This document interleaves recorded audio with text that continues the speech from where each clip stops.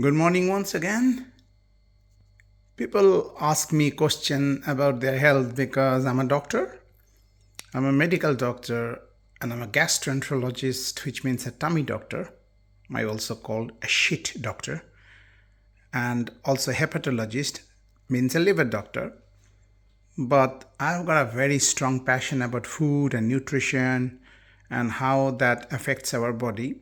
I also got a strong fascination for mind, mental health, mental fitness, and how that affects our body in turn. So, mind affects body, and body affects mind. So, I have discovered 7 pillars. I don't have 7 fingers. 7 pillars of health and happiness and a fulfilled life, of which the first three, mind, mouth, movement, are the key thing to grasp if you want a physical body and a mental happiness. And then comes the movement. Sorry, I'm not showing you finger. This is the wrong finger to show. If I'm to show. So this is your social connection, okay? A relationship, both intimate and family and parents and everything, neighbors, work colleagues. And then the last one comes job related, okay? About your passion in your job, or are you just doing a boring, dull job? Are you actually contributing? Are you accepted as one of the expert in your field? People will not sack you. They say that when a captain is trying to save a sinking ship, the captain will ask the teammates to throw away all the stuff which is unnecessary, like big boxes of these and that, because you want to make the ship lighter. So similarly, if a company is going through transformation in a bad way, like a lot of financial debt and people are being laid off, they will first lay off the people who are disgruntled, who doesn't perform, who doesn't engage, who doesn't produce. So 70% of us are unhappy in their job, according to Gallup study. So that's a big source of your mental happiness and productivity. We know that if people are stressed, not happy, they report more sick days. So all of this, so these are the four. And so these are the three: mind, mouth, movement, and then that's your relationship. And this is three different things, which is your passion and your mastery and your money, how much money you're earning from that, and how you're saving, how you're investing. Anyway, so this is just the food bit of it, because they say that how much you are wasted interested in something, it shows in two things: how much money you're spending on it, and how much time you're spending on it, how much thinking you're spending. The problem is, I have seen a lot of podcasts and YouTubes of the gurus who are not doctors, but they're interested, passionate in this. But I've got the benefit of the medical side of it, how that affects my body, etc. So a couple of things when you're trying to change your food habit and making more healthy. So this is all the healthy stuff that I'm doing. But from here starts the kind of, I won't say unhealthy, I love good food, and some of the good foods are not very good for our body or mind. So after this point, this is my food with my family, and that will be kind of unrestricted. Although I'm not going to go overboard. It's an Indian dinner with family at night. Okay, so a lot of carbohydrate, more carbohydrate than this, or this, or this. So it's very good for us to extend our fasting that we do when we sleep. And this is one of the best thing that you can do, is called prolonged fast. So rather than 6 hours of fasting when you sleep, if you can add another 10 hours, making it 16 hours, most of the evidence is based on the 16 hour. But if you can't, you can do 15 or 14. Anything beyond 12 is good, will give you longevity, a healthy longevity. So not only lifespan, but health span. And we are so addicted to food, it is difficult. And the other thing I have seen, that if you conquer half of the day, the morning half, rest is easy peasy, and you can compensate by eating some bad food. You know what I mean, bad food. It's not, no food is bad. So how do you conquer this? Because you're going to feel very hungry, because your body is used to carbohydrates, not fat. But if you activate the fat metabolism in your body, and that's how our ancestors did it, fast and feast. Fast and feast. But now it is feasting, no fasting. And I think there is a fear about fasting, but you have to understand, fasting is not same as starvation. Starvation is bad when you lose your fat but you also lose your energy and you lose your muscles. Yeah, it's called sarcopenia. That's really bad, harmful, and that even reduce your metabolic rate. And although you're fasting, you're not losing any weight. It's not good. But intermittent fasting, not prolonged fasting, intermittent fasting, which is every day in most religions, like particularly I know about Hinduism, 11th day is the fasting. On the 11th day, you eat only fruits, water, etc. So this is the thing that I drink in the morning, because I'm around 10 o'clock, I will feel thirsty, hungry, whatever. So I wake up and I will have coffee. That's this coffee. And then as I leave the house, I will take one more coffee in the car. Okay, but do not drink your first drink within 1 hour of waking up. Yeah. Then this is my 2 cups. By the time I hit my workplace, I will have a 3rd cup of coffee if I want, but sometimes I feel very energetic. I skip that. I even skip my tea, and then I don't do anything. It is variable, but I have got 2 drinks ready. And this is how I break my fast. It's full of fibers, prebiotic and probiotic, meaning fibers for my bacteria and the bacteria itself. Now you may wonder, why do you have to feed our cell bacteria? They do a lot of interesting stuff. They make serotonin, the happy hormones, and that's why you feel happy when you laugh, because you kind of massage intestine and release all the serotonin. Tickle fight, that's also can do the same stuff. So serotonin, happy hormones. It also liberates short chain fatty acid, which is very, very well condensed in ghee, clarified butter, the Indian thing, which has been criminalized and victimized for decades, that ghee is bad for cholesterol, but ghee is probably one of the most best fat that you can have. Okay, so this is the bacteria then will give you some beneficial stuff called short chain fatty acid, which is integral to maintaining the lining of your gut health. Okay, and it also produces all other kind of fascinating neurochemicals. It's like a chemical factory inside your gut. It looks like gut, isn't it? But unless the bacteria are good type rather than bad type, like C. diff for Salmonella or Shigella or Yersinia or Campylobacter, they're the bad stuff, but they are always there, more or less. But the good stuff is fighting them back, and the good stuff need this kind of food. The bad stuff can eat anything almost. So C. diff, maybe you have got C. diff, but it will not show its ugly face. So lot of vegetables. So not only green smoothie, this is basically a cocktail. I said 5 different greens is good. It is difficult to make and vary every day. To make a new habit stick, you have to make it very simple, and you do not change the rhythm.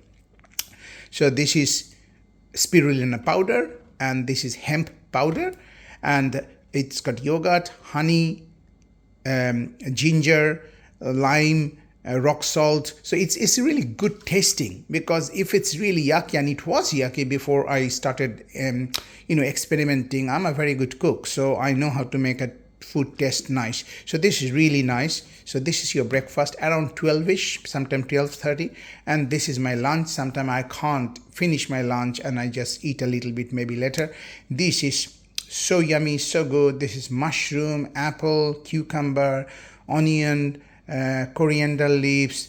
There is a cheese, tomato, what is else? I can't sometimes remember everything that I find in the fridge, which is okay. I just throw it here. Oh, 3 eggs.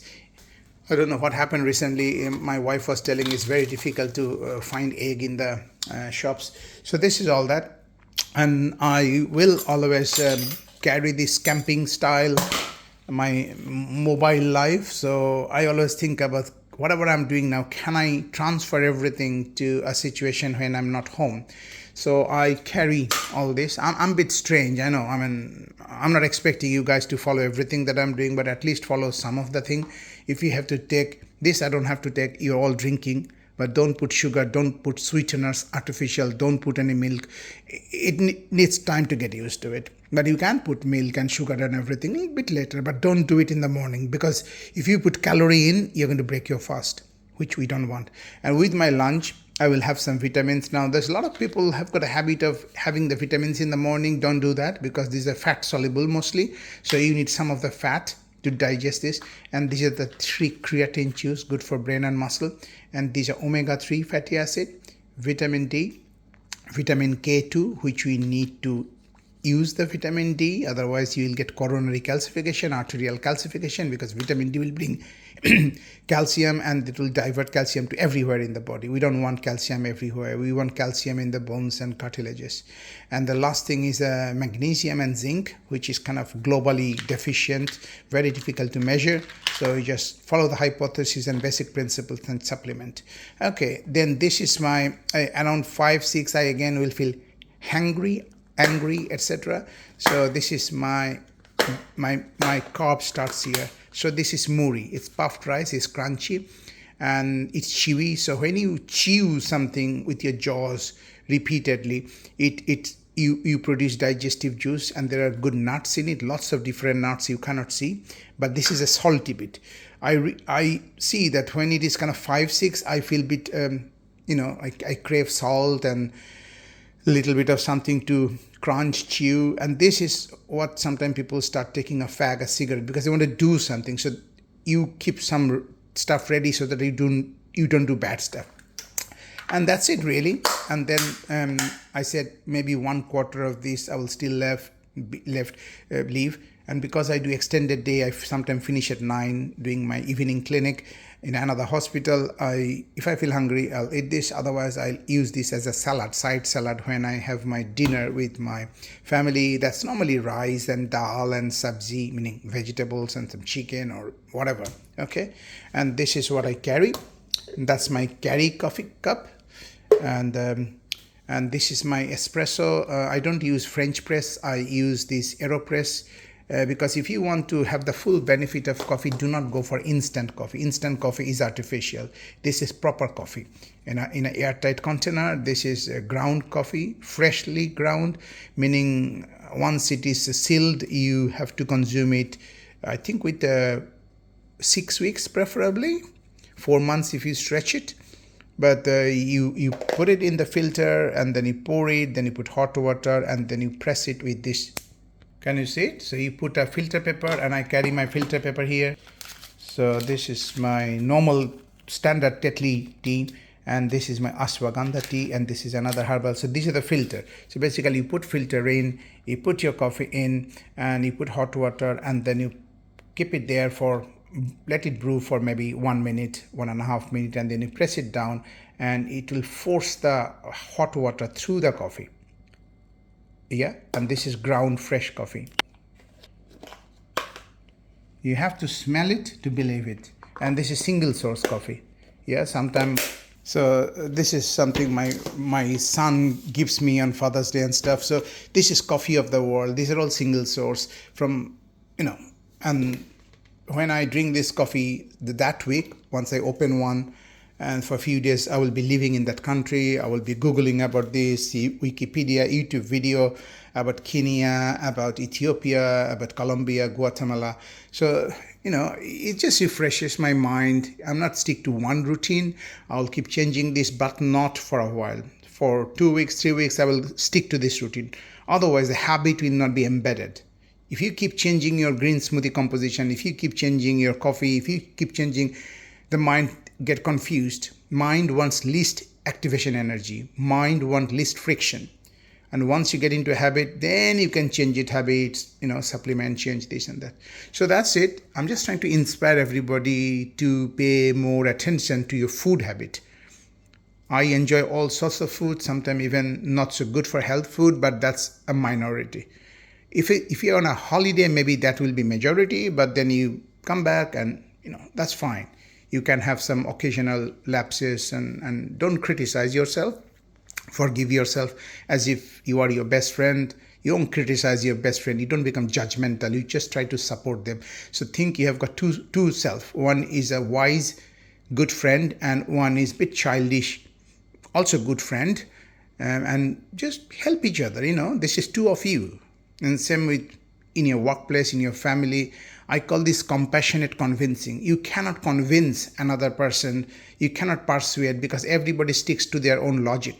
So it's not like I win because I persuaded you and you lose. You lose your ego, you lose your self-esteem and everything. No, it has to be compassionate. the other person should feel I also won. It's not about a win-loss situation, to be honest. You're trying to help or give your message because I'm practice this. It's not that I'm a doctor, I'm telling you not to smoke and I'm smoking. And that's true for quite a number of doctors. They look so unhealthy and they keep talking about health. So if you tell me something which you're not practicing yourself, how am I going to be impressed? I'm also suffering from exactly what you are suffering. So I call this compassionate convincing. You convince with compassion, with love, with care. Not because I know the best. You listen to me. No, it's not like that. Anyway, have a nice day. Bye-bye.